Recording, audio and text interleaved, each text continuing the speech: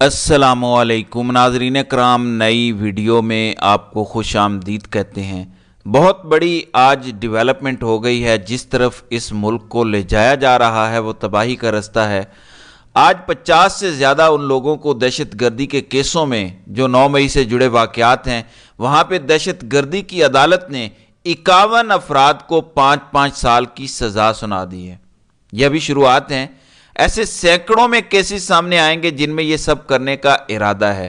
Military courts کے معاملات علیحدہ چل رہے ہیں، جس میں عدالت نے ملٹری کورٹس کو بھی سزائیں سنانے کی مشروط اجازت دے دی ہے۔ پوری طرح سے یہ سسٹم ہائی جیکڈ ہے۔ ہائی کورٹس کے ججز کہہ رہے ہیں کہ ہم پر دباؤ ہے، اور یہ ہمیں یقین دہانی کروانا چاہ رہے ہیں کہ جو دہشت گردی عدالت کا جج ہے، خاتون ہے یا مرد ہے، وہ بڑے آزادانہ فیصلے دے رہے ہیں۔ ایک ایسا کیس جس میں براہ راست وہی ادارہ ملوث ہے، جس کے اوپر الزامات لگ رہے ہیں کہ وہ ججز کو کورس کر رہے ہیں، ججز کو بلیک میل کر رہے ہیں، ججز کی فیملیز کو اٹھایا جا رہا ہے، انہی سے جڑے، انہی سے ریلیٹڈ کیس میں اس خط کے آنے کے 3-4 دن بعد یہ سزائیں ہو جاتی ہیں۔ تو کیا پتہ چلتا ہے کہ پورا نظام ہائی جیک کر کے مزید تباہی کی طرف ملک کو دھکیلنے کا فیصلہ ہوا ہے۔ مکمل طور پر یہ ریاست کو ڈس انٹیگریٹ کرنے کی سازش ہو رہی ہے، اور اس ٹائم اداروں پر بیٹھے لوگ یہ سازش خود کر رہے ہیں۔ یہ بہت خطرناک صورتحال ہے کہ احتجاج کرنے پر آپ دہشت گردی کی دفعات لگا کے دہشت گردی کی عدالت سے آپ لوگوں کو سزائیں دیں۔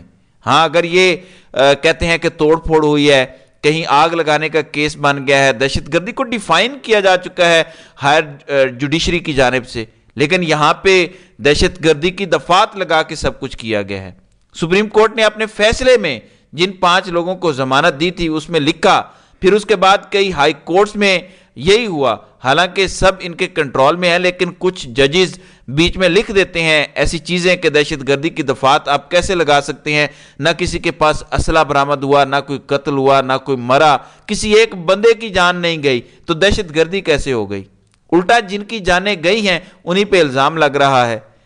ناظرین اکرام، یہ 51 لوگ نہیں ہیں، یہ پاکستان کے 24 کروڑ عوام کو آج دہشت گردی کی سزا دی گئی ہے۔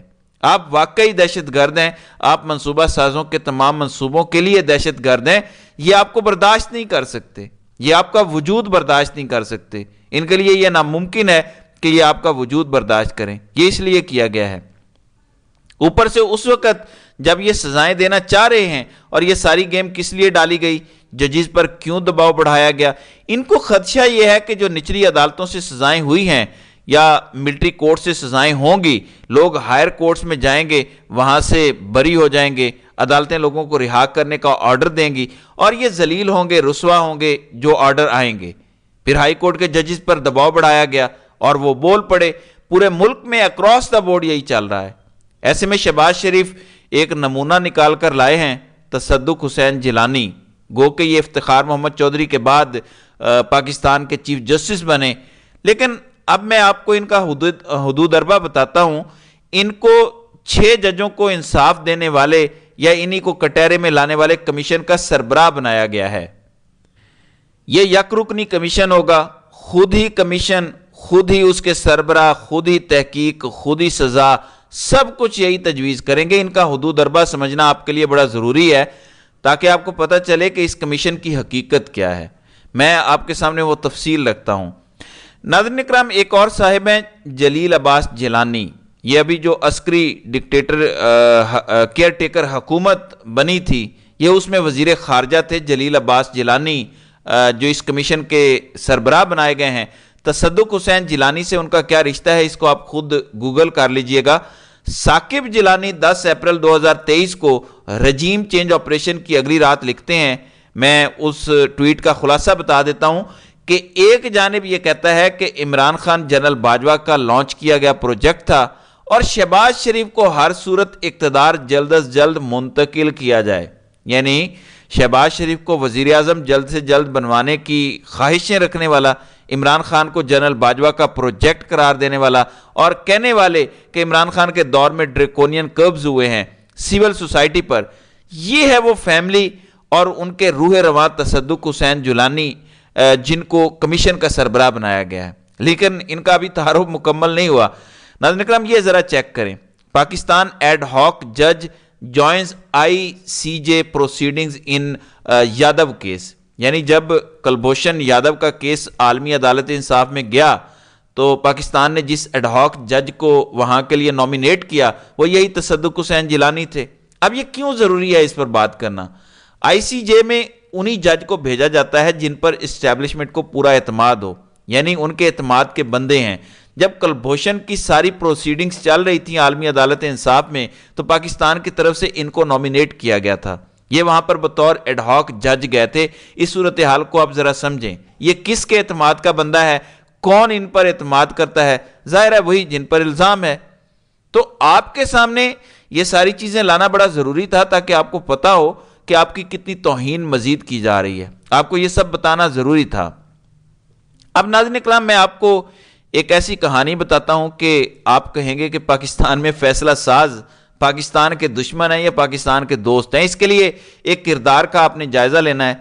जुल्फी बुखारी का हम जायजा लेते हैं कि जुल्फी बुखारी क्या है, जुल्फी बुखारी का किरदार क्या है। जुल्फी बुखारी इमरान खान के करीब, इमरान खान के दोस्त, उनकी कैबिनेट में भी थे।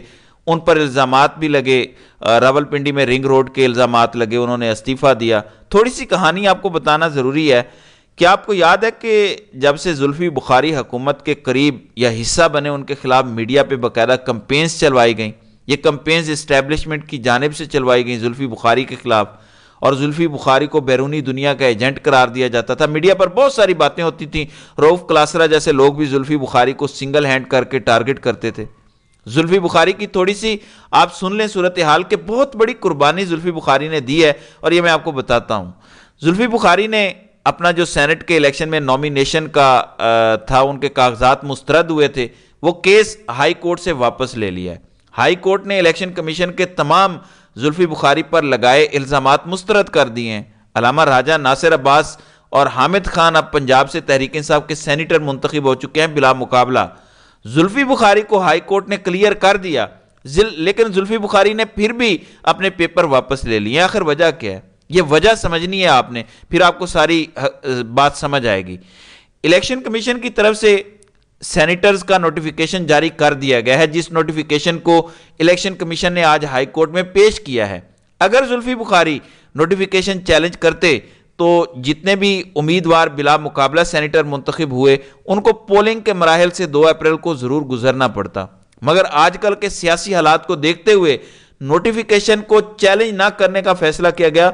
जुल्फी बुखारी ने जनरल इलेक्शन में भी पार्टी के कहने पर अपने कागजात वापस लिए थे। अब ये स्टोरी आपने सुननी है। नाज़रीन इकराम, जुल्फी बुखारी को बैरूनी एजेंट कहा गया, जुल्फी बुखारी को घुसपैठिया कहा गया, जुल्फी बुखारी को नॉन इलेक्टेड बंदा कहा गया काबीना में। लेकिन जुल्फी बुखारी ने बरतानवी शहरियत छोड़ दी कि वो इलेक्शन लड़ेगा। जब रिंग रोड स्कैंडल पर इल्ज़ाम लगा तो जुल्फी बुखारी ने सबसे पहले इस्तीफ़ा दिया कि मैं इस्तीफ़ा देता हूँ वजारत से, कर लें आपने जो तहकीकात करनी है। एहतजाज जब भी हुए जुल्फी बुखारी ग्राउंड पे निकलता रहा जब तक जुल्फी बुखारी मुल्क से बाहर नहीं गया।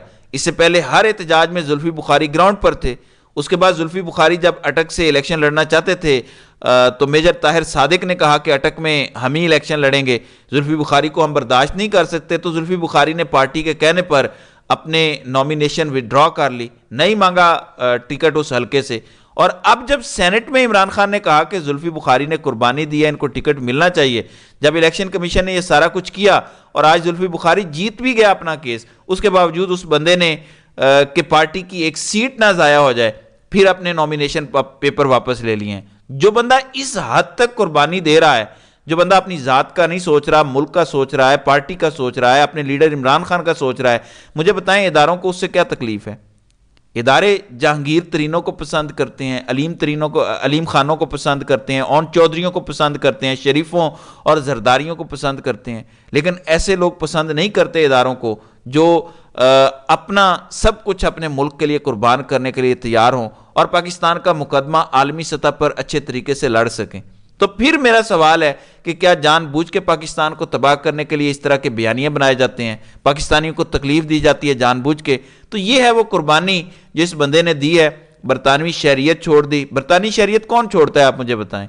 कौन छोड़ता है बरतानिया, कनाडा या अमेरिका की शहरियत? उस बंदे ने शहरियत छोड़ी कि मैं अहल हो जाऊं इलेक्शन लड़ने के लिए। پارٹی نے کہا کہ الیکشن میں تمہیں ٹکٹ نہیں دے سکتے کیونکہ میجر طاہر صادق ناراض ہو جائیں گے، اس بندے نے ٹکٹ نہیں مانگا۔ اب جب سینٹ میں اس کا حق بنتا تھا کہ اس نے پہلے بھی قربانی دی تو کیا ہوتا ہے، پھر وہ کہتا ہے کہ پارٹی کی سیٹ نہ چلی جائے، 3 کو الیکشن میں جانا پڑے گا، بلا مقابلہ جو ہو گئے ہیں منتخب وہی ٹھیک ہیں۔ منتخب کون ہوئے ہیں؟ ماشاءاللہ حامد خان۔